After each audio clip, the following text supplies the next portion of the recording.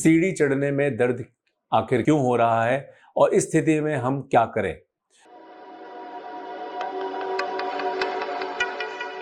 मैं doctor Sanjay Kapoor, robotic joint replacement surgeon, health care today में आप सबका स्वागत करता हूं।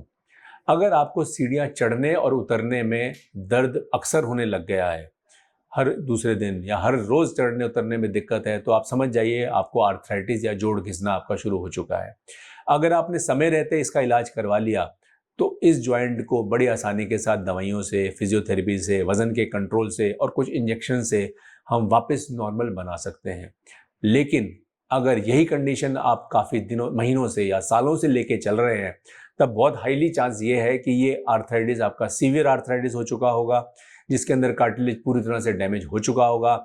उस स्थिति में भी आपको घबराना नहीं है। हमारे पास आज की डेट में रोबोटिक जॉइंट रिप्लेसमेंट की टेक्निक अवेलेबल है, जो बहुत ही एक्यूरेसी के साथ और आपकी फास्टर रिकवरी की तरफ आपको लेके जाती है और आपका जल्द से जल्द आपको नॉर्मल लाइफस्टाइल के अंदर वापस ला सकती है। कोई भी आपका सवाल इस रिलेशन में हो, आप नीचे दिए गए नंबर पर हमसे संपर्क करिए। हम रखें आपका ख्याल।